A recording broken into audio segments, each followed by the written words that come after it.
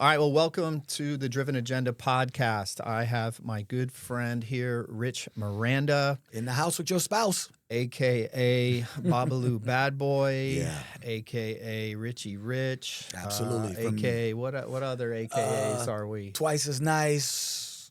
The dashing man. No, I'm just kidding. But yeah, from YO107.1. Thanks for having me on. Absolutely. It's good to see you, my friend. You So too. the first time Rich and I met, I saw an advertisement online for the radio station 107.1, which I love. I listen to it every single morning Thank you. when I'm taking my kids to school. Oh, he always comes up with fresh mixes, so every now and then one catches my eye or my ear, and then I reach out to him.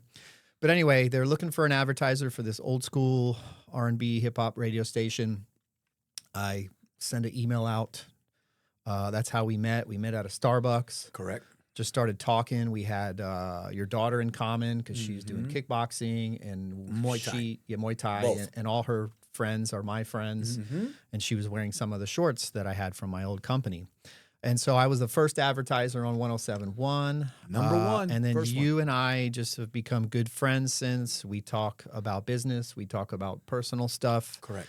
You have done my parties for my office. You've done my wedding. DJing. Yes. So Beautiful wedding, by the way. thank you. I appreciate it. Very it was, nice. It was perfect day and perfect weather, and, Yeah. and couldn't have asked for more. So we started as business friends, but I feel like we've become good friends over the many years now. And so I'm very happy to have you on here because Thank you. you've got an interesting lifestyle, one that I've never seen out of any of my friends. You've got an amazing history Thank you. and famous, and you've met all these people. So I really want to get into it. And who knows, maybe there's some aspiring DJs as well who might learn something from you and Thank you. may want to take up the career. So can you give me a brief background of what you do? Well, I'm a DJ, meaning I've started just DJing on turntables only. That was it, just playing music. It festered from the 80s where I have a twin brother. His name is Ray. I'm Rich and Ray. And we would break dance. And then from break dancing, we acquired music. And from the music, we started playing the music at people's houses. And then we just started developing the DJ skills. Then from there, a radio station was born in Orlando, Florida. Is that where you were growing up? That's where I was Back then? growing up. I Okay. was born in New York, but I grew up in Florida. I'm a Floridian. And but in Orlando, that's when the station was bought, and they flipped to, and they played Jam On It. Jam on it. Jam on it. I have that in my phone. Jam on it. Anyways, so they were playing that type of music, urban, hip hop. Back then, it wasn't called hip hop, but and we are like, that's the exact type of music that we're playing. So we invited them to a club that we were DJing, and they hired us, and then we just started doing mixing and started doing things at the radio station. What was this? Which station was it? 102 Jams in Orlando. Oh, okay. Is that still around? It was around when I was still there. around. It's still Okay. around. And That's- yeah, and How long were you there? I was there for about almost 10 years. Okay. 8 years, between 8 and 10. And then from there, we left 102 Jams and got a job offer at Power 96 in Miami, because 102 Jams and Power 96 in Miami, in Orlando and Miami, were owned by the same company. Okay. They actually bought the signal in Orlando and changed it. Yep. Changed format. So we knew I had a lot of relations at Power, and then we ended up getting a job at Power. So we moved to Miami, and then forget it, man. We're in the top 10 market. What was the reason for the switch, though? Well, You the wanted switch to move was- or more money, or No, the reason for the switch was our illustrious leader, Bill Clinton, at the time, signed a deregulation bill that deregulated broadcasting. It was meant for TV, but it also crossed over to radio. And that's when all the conglomerates were born. Clear Channel, iHeart, all the major corporations started gobbling up radio stations in 1996. That's when the law was passed. And then after that, all these started gobbling up. And in the process, we were competing against one radio station would compete against all the stations. Now, they gobbled up 5 radio stations, all of our competitions, and they put them all into one building, consolidated, and started letting people go. And then they were just like, you guys are great, but you're not competing against them anymore. And I'm like, yes, we are. We're a different station. We're competing. No, I want you to do this. I want you to change your entire show to do this. Now, we were young and we didn't understand the business side of it. So I'm looking at my boss and I'm like, we're number one in the market. Why would you want to change anything if we have the number one show? Because it's not about the ratings. It's not about being number one. It's about getting advertisers in. So I need you to be a little more this way and stop playing this type of music. I'm like, but this type of music is What's popular. causing you to be number one? Yeah. No, but we're going to change. And I didn't want to change directions. We were being very hard-headed. And to be quite honest, I had a little bit of an ego. It was my first time in radio, first time being city worldwide popular. And I was in my early 20s. We started working at 19 years old in the radio. And so a little bit of that ego, a little bit of pride got the best of me. So we had disagreements with the management and we broke apart. But you go to Power 96, which to me, I don't listen to any of that radio anymore. Right. Like I said, my only station in my car is yours because I like that era and that style of music. Correct. But I remember back in the day at Power 96, I remember going to the beach on the weekends. I remember at night the mixes. I think that was the hottest radio station back in, what would you say, like mid-90s, late 90s? Yeah, I mean, all throughout the 90s. That was an absolutely amazing the station. Nightclubs, the concerts, the powerhouse shows, and the festivals. And we used to give away tickets to we rent out a huge beach house on the sand. And give away tickets on the radio to come and just hang with the jocks and hang with the mixers on the beach with stars, at that time, like Trenier and Johnny O and Raw Bass and whoever else it was. Or in the 90s, it was Puffy and Biggie and Pac and whatever who was out there at that time. And hang out at the beach house with us. And we would do things like that. It was amazing time. And, but yeah, and then from Power, we had a huge blowout with the program director. And it was terrible, man. This guy was, it was just a big nightmare. I don't want to talk bad about anybody, but it was a big blowout. And because of that, he hired another jock to come in to do our show, pushed us to a later show, and told us, oh, you have to change your name. Yeah, Babalu Bad Boys, we're going to take that off the radio. And I went to his boss, the general manager, above everyone. I said, look, man, we've been down here in Power for 5 years, branding our name, and he's like, that's crazy. He wants you to take off your name. That's ridiculous. Because he was thinking, the general manager was thinking dollars and cents. Right. We branded you. You guys are pulling in money to the station. Your name is bringing money. You guys do remotes. You guys do clubs, and all of them are paying. Why would he? So he went into his office. He came out. And the program director was like, yeah, forget everything I said. Just, stick the way you are. But at that moment, I knew we went over his head. We challenged his authority. Now your head's on the chopping block eventually. Our days are numbered here. Yeah. And so we reached out to a new station that just opened up here, CBS, Viacom, that owns Nickelodeon and all that. That company bought a signal here and turned it into a rhythmic station is what they call that.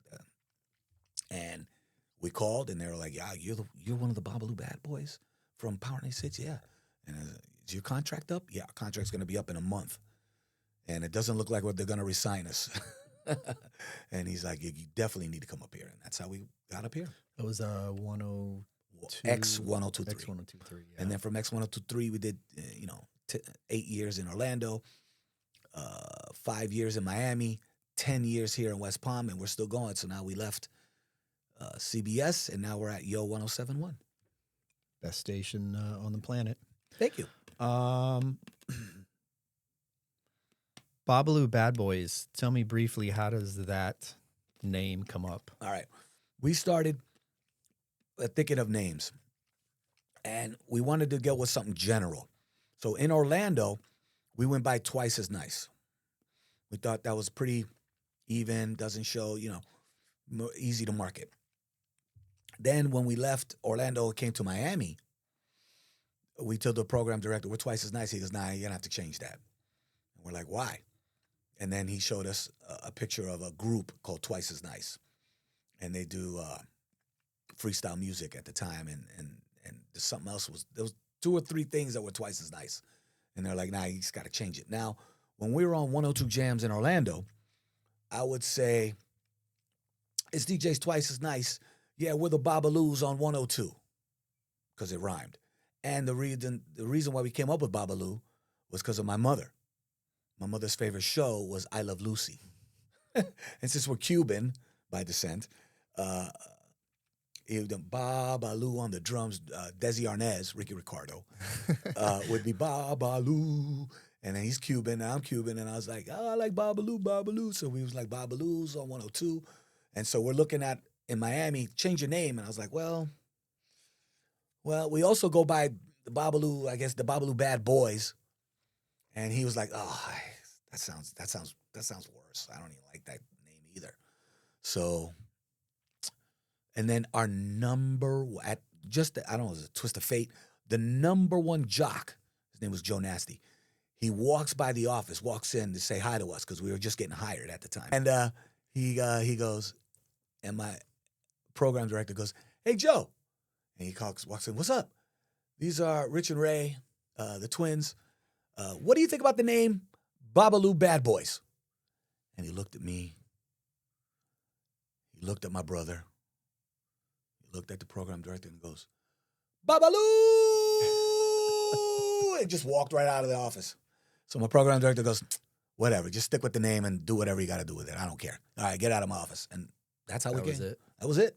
So then we were like, is this cool or not? And then we're like, yeah, we got Babalu Bad Girls. We started marketing that. The sales team were like, we're going to make calendars and do contests, hot body contests, and do a Babalu Bad Girl this, or Babalu Bad Girl this, or Babalu Bad Boys. We could do merchandise and everything.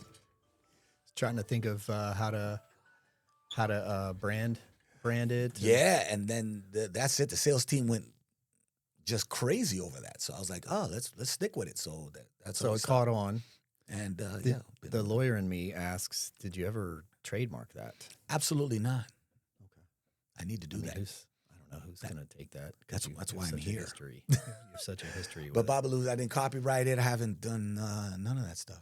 I love how you throw, it's hard to explain it, but you have this deep robot or sounding voice every now and then on your mixes. Oh, I know exactly the songs where that plays actually, where you have it set. I love the breaks. You gotta hear it. It just goes Babalu. I don't know. Babalu. That's really my voice. I just said Babalu. I know, but it's like deep. I pitched it down as a Babalu. It's perfect. He has it flowing right in the middle of like 2 songs that are. And then I put an echo on it. Yes. Babalu. It's cool. All you old schoolers would know exactly what I'm talking about. So, talking about these stations you were on, not counting 107.1, but right. Let's talk about back in the day when you're in the heat of things as far as the music is popping. It's the trend, the celebrities. Which one of those stations do you think? It's got to be hands down Power 96. Yeah, sure. I would think so too. Yeah, because it goes by markets. Markets are determined by population. So if you look at the top 50 markets when it comes to radio in America, number 1 is New York. Right. Number 2 is LA. Simple. Right? And then it goes from there, population. West Palm Beach is right around 46, somewhere in that area, depending on the market size. Miami is in the top 10. It's like 9. Yeah. 8 or 9, depending on the census that comes out. So being in the top 10 market is amazing. You get so much everything, yeah. Where the clubs, the concerts, all the things that we not only the earlier. money and the benefits from the business, but then there's the side stuff of Correct. everyone knows you and they want to be around you and they're offering stuff and you're getting in. Like if you're in Topeka, Kansas, Nelly is not going to go there right for free and have fun with you. No, but he will come to Miami and party with you in the VIP all night long. So let's talk about that. Is there a time back in the day Mm-hmm. where you hung out with one of these famous hip hop stars that was just absolutely memorable to you? Like one of Oh, your yeah. favorite times? One of What my would that favorite be? times was Curtis Jackson. You know who that is? Oh, that's really old school. No, 50 Isn't it? Cent. Oh, His yeah. name is Oh, Curtis Jackson. my buddy Vinny Cuomo is going to kill me because that's what he called when he goes to his concerts. Uh-huh. That's what he says Oh, he to calls him him when he's up front. Curtis? Yeah. Yeah, Curtis Jackson. Oh, you're right. We did an interview with 50 when he was coming out, and he was with Vivica Fox at the time. And man, he was so cool, man. I mean, he was one of the cool.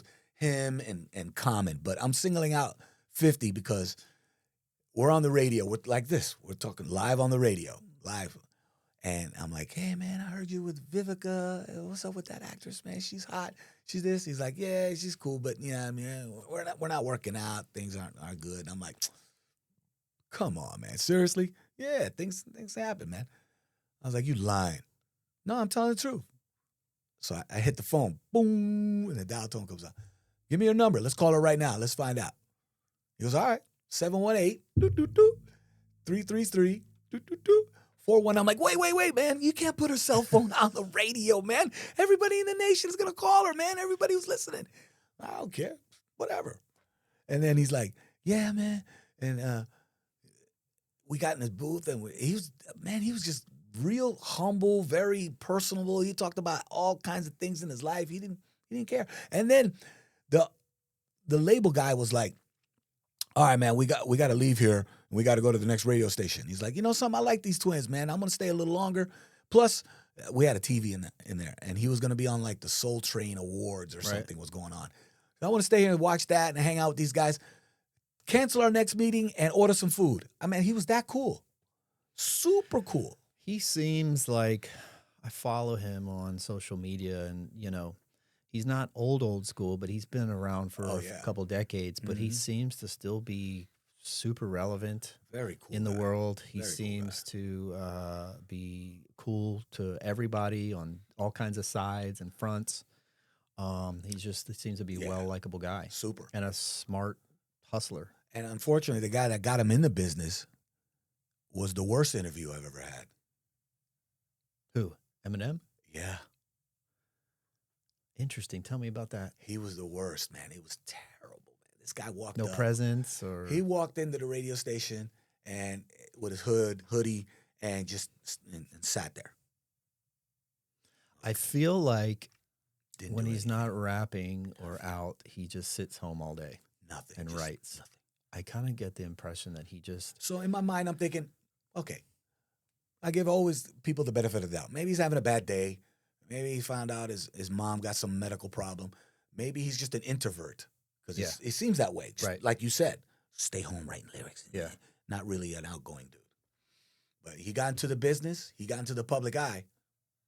He knew what he was getting into. You gotta You know? figure it out. So- I'm a extroverted introvert, so I have to Extra turn it introvert. extroverted introvert, which means naturally I'm an introvert. Right.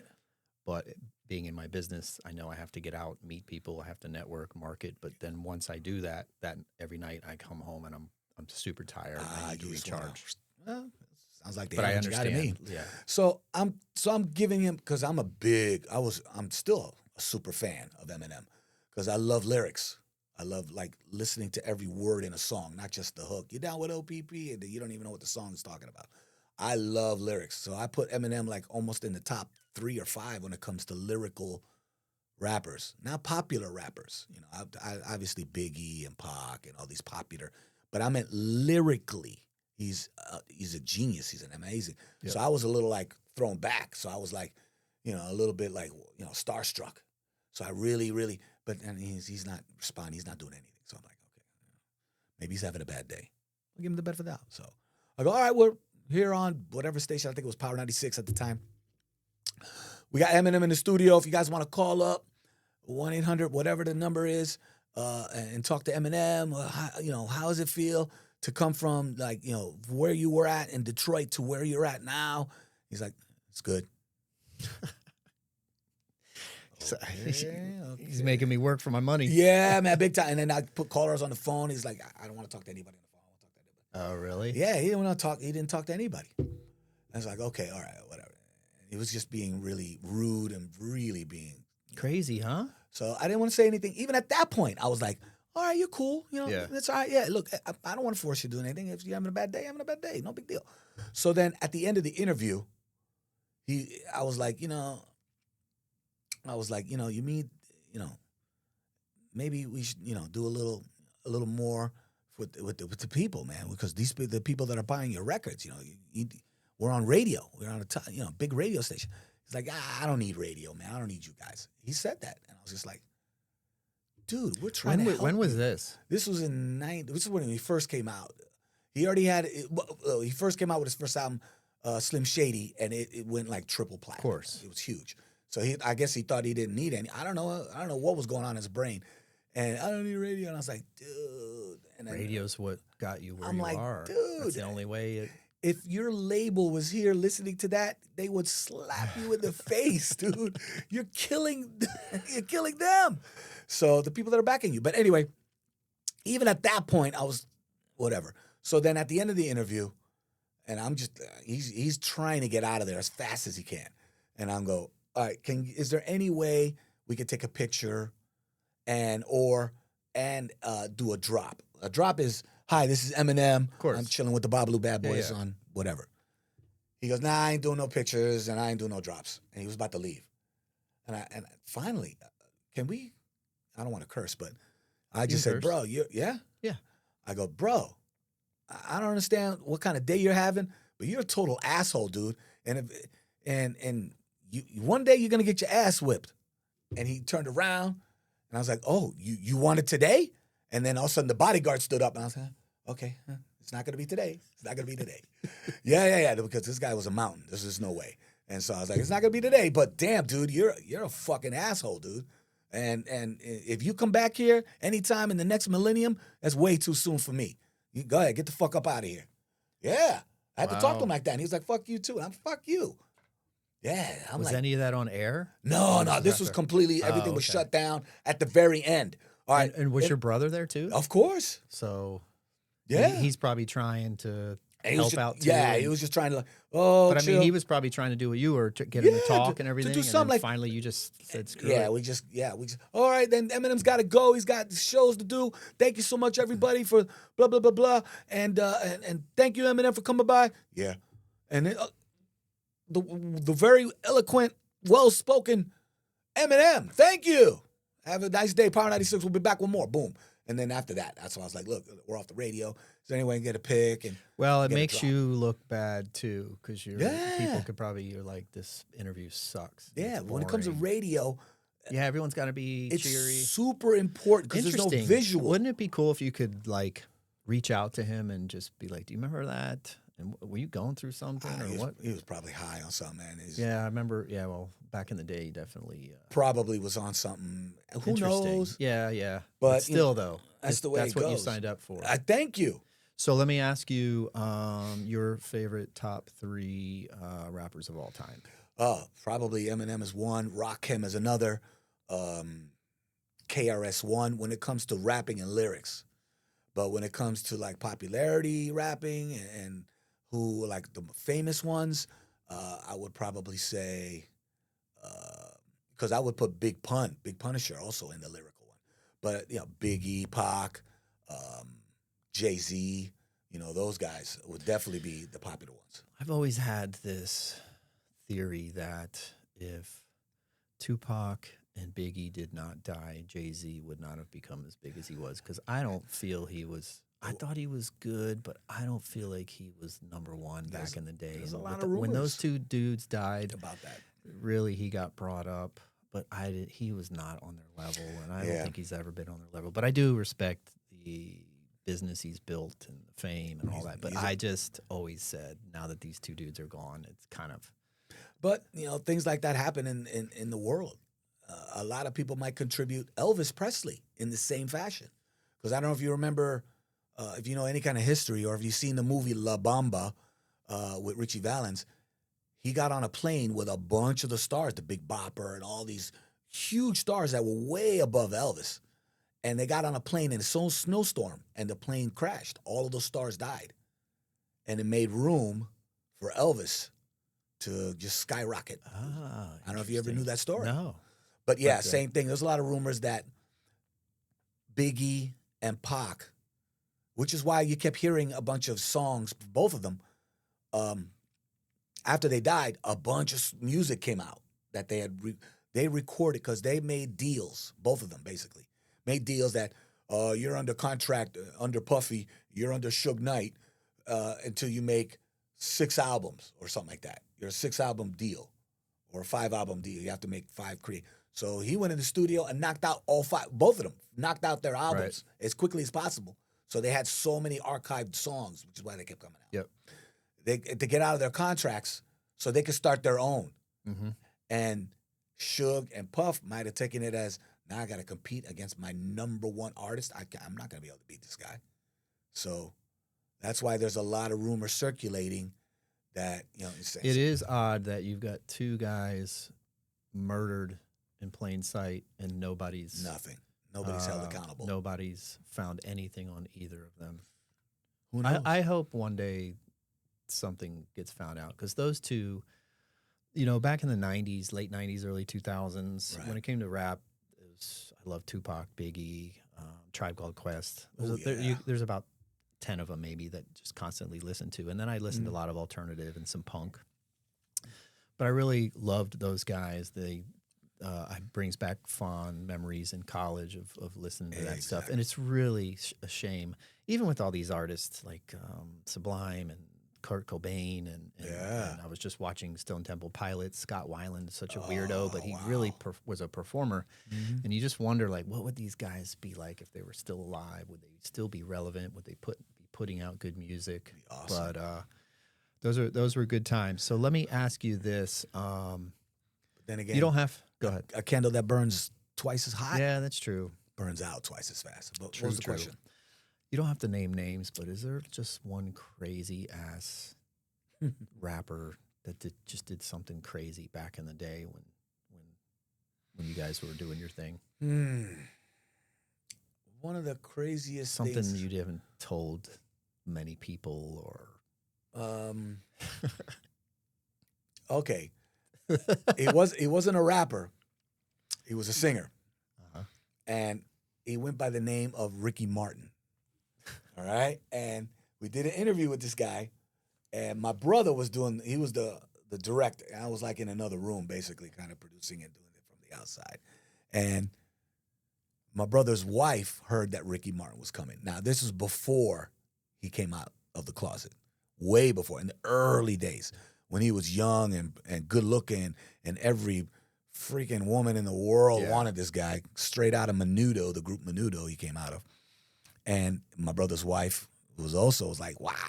She went up there to try and get his attention. She did the whole, shave and the spray tan and the hair and the highlights and all that. And she got really dolled up and went up there with the stilettos and the whole thing. It looked like she's tiptoeing through there.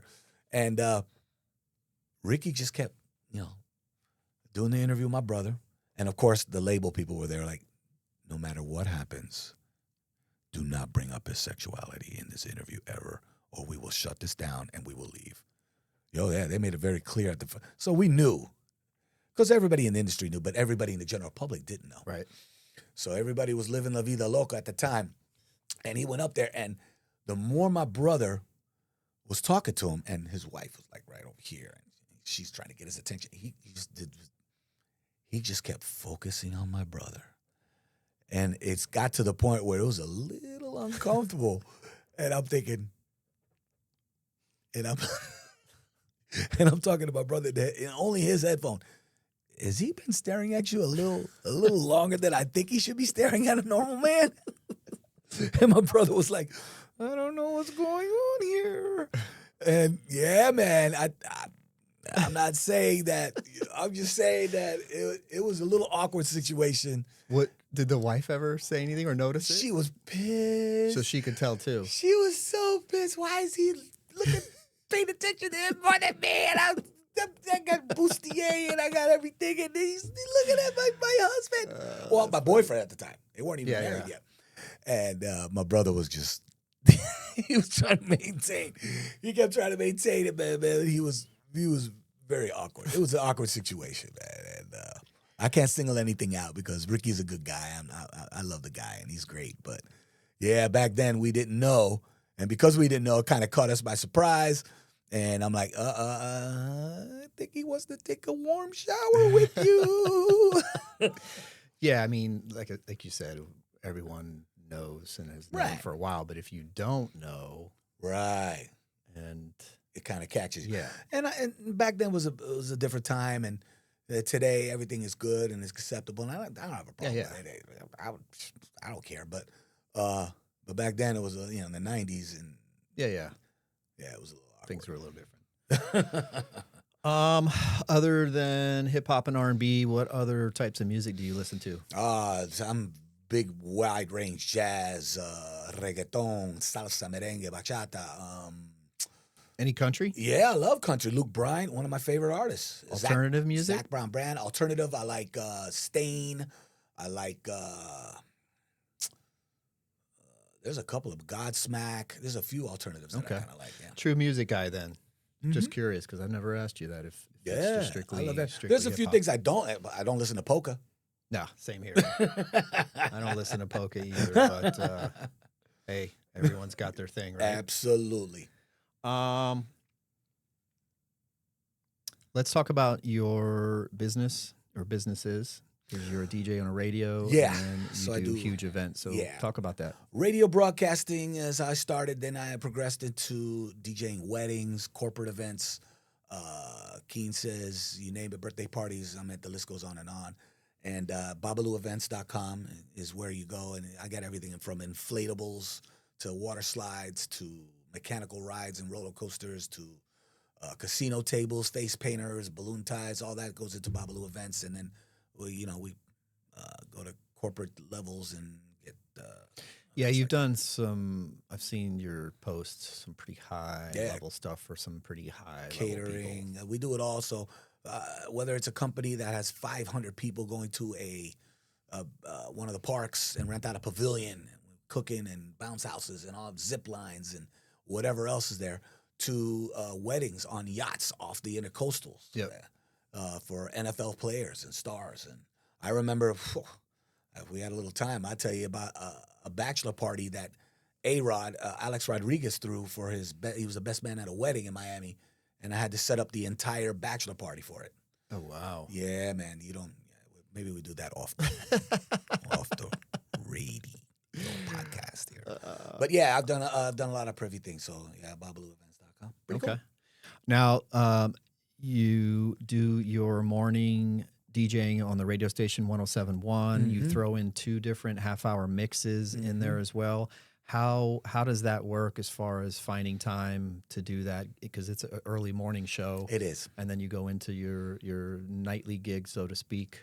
How do you prepare for doing that? A lot of times I'll try to either pre-record some of it if I can and play a pre-recorded mix where I would mix it and then I would plug it in, or I'll do it live. I like to do it live, but a lot of times if I'm DJing the night before, I won't be able to get up, and so I prepare for that. So I have the ability to plug in a mix that I've had before that I pre-mix and plug it in. But I love doing them live because I like taking requests. Yeah. So, but I have that ability, so that's how I'm able to maneuver a night gig and then getting up at 5 in the morning. How does it work when you're creating a mix, the creativity part? Do you find yourself, I don't know, on a Friday night at home in the studio and you just kind of kicking it? Are you throwing one of your events and then you're like, oh wait, I want to add that into right. A lot of times it's just a lot of research and a lot of just being humble and listening. I listen a lot to other DJs, and a lot of times I get ideas from the way they mix up. They'll take because the art is BPM. That's the key. BPM stands for beats per minute, meaning there's a certain speed. So you got like Superman, you, Soldier Boy, oh, and then there's a difference to, hydraulics, scarred, hydraulics. One is faster, one is a little bit slower. and that speed is called the BPMs, the beats per minute. So what you do is you organize your songs, all of your songs, by beats per minute. So you know that you can mix this song with that song because they have the same beats per minute, or they're close enough so you can adjust it to turn. So what I do is I'll take, I would take a song like Bruno Mars. That's what I like. That's what I like. That's what I like. That's what I like. That's what I like. A berry campaign on ice. And then you mix with boom, rock to the planet, rock. Don't stop. And that beat over that acapella, and you used to get creative with it, thinking of different ways and different mixes of putting songs together. And that's how, you get, creativity in mixing.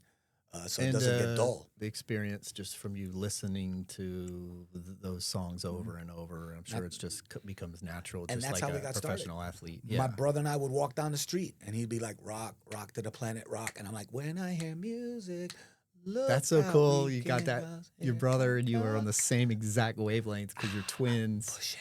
Yeah. Yeah. We was like, man, we can put that together, man. Let's get the turntables. So we go to Radio Shack and get the equipment. Back when Radio Shack was still around. Oh yeah, I missed that. Yeah, me too. Circuit City, Radio Shack. Yeah. One of my favorite places. Good old days. Yeah. Wrapping up here, as far as like the latest in technology and AI, you using any of that stuff? Do you need to? A little bit, not much. It gives me ideas sometimes for scripts and commercials, and it gives me ideas on shows to do. Like I'm coming out with a show, and AI kind of gave it to me that I was AI, whatever you are, whatever you're called. I have an old school station, but I also want to appeal to the young generation as well. What kind of a name of a show can I do, and the concept of one? And it came up with a show called the Generation Gap. I love it.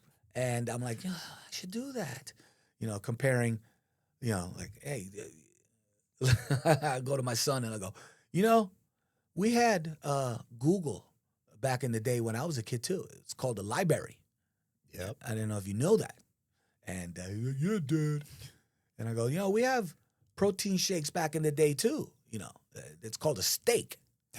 And he laughs at me all the time. But yeah, Dad, you're old.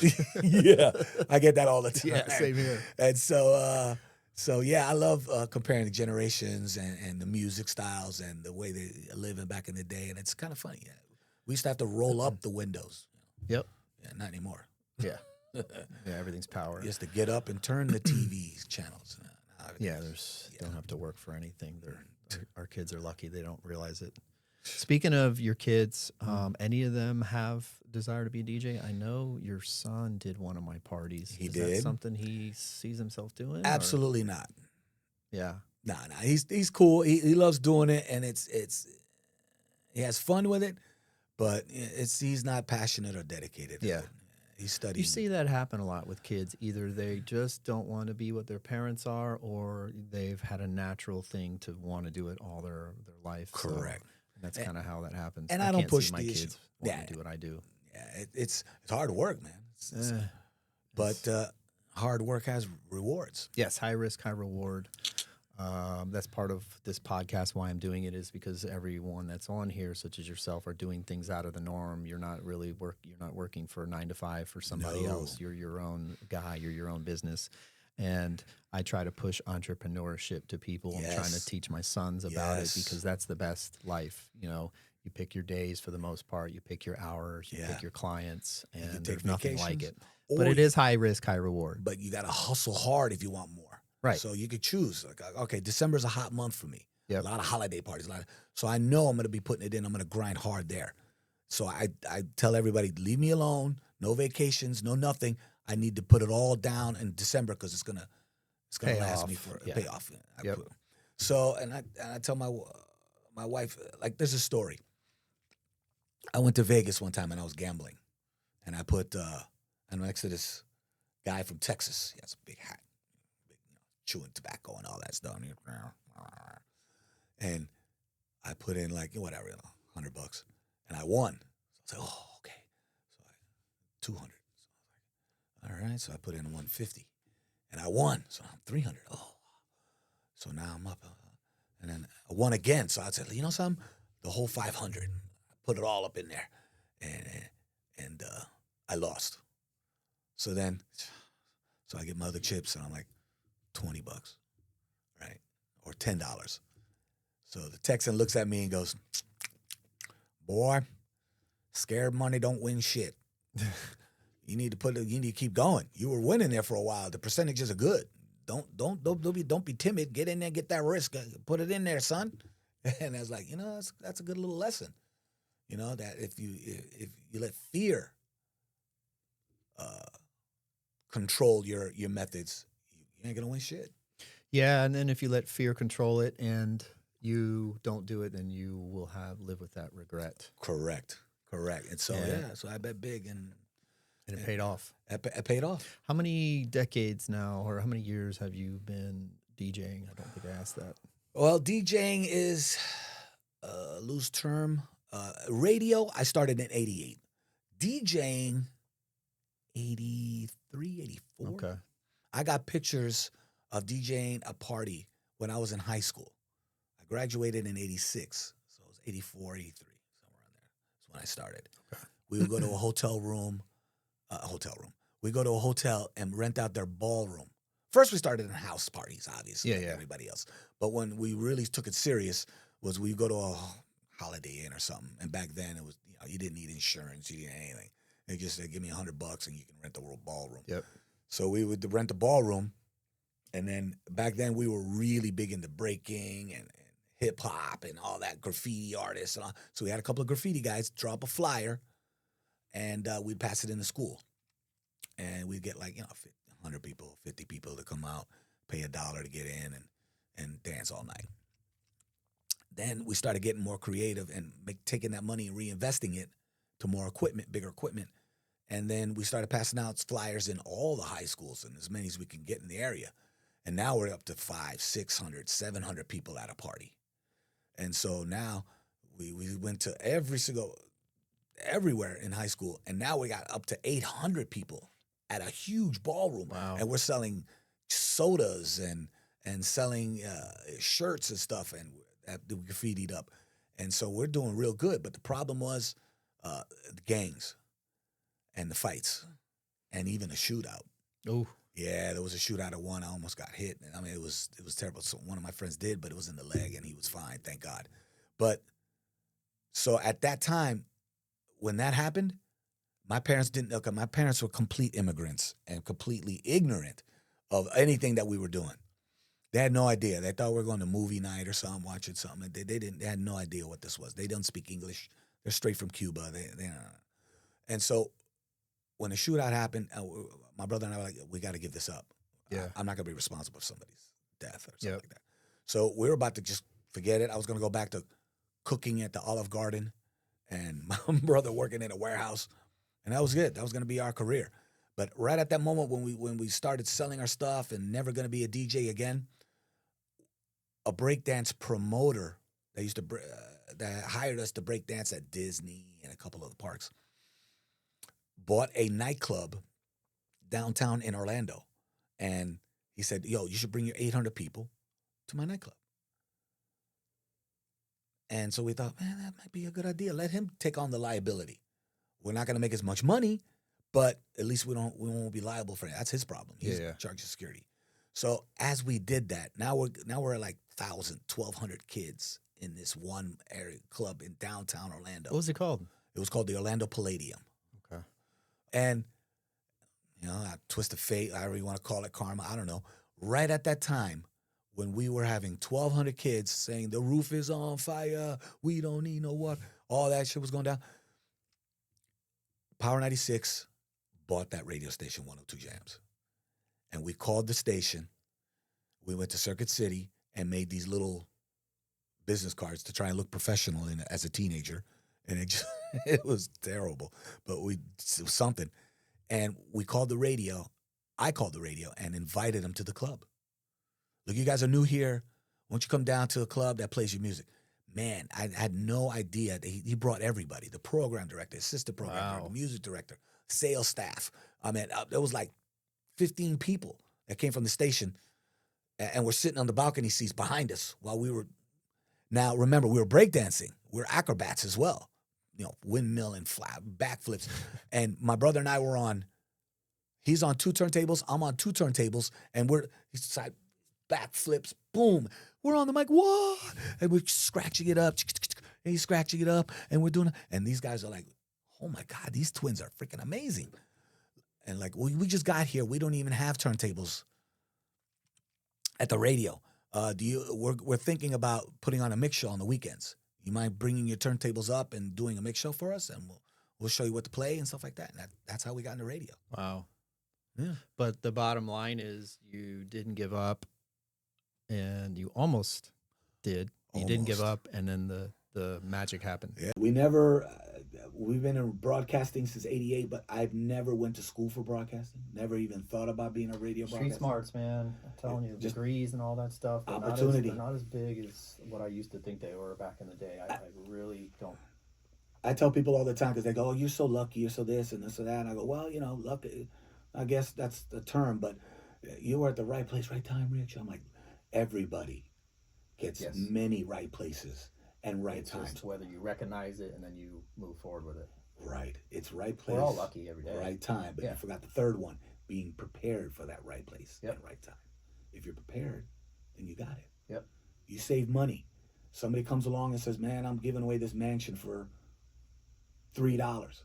If you don't have $3, you miss that opportunity. Someone else is going to be lucky. Someone else is going to get. I'm giving away this Bentley for half price. If you don't have the money, you won't be able to take advantage of it. So you have to be prepared for the opportunities that do come. That's important.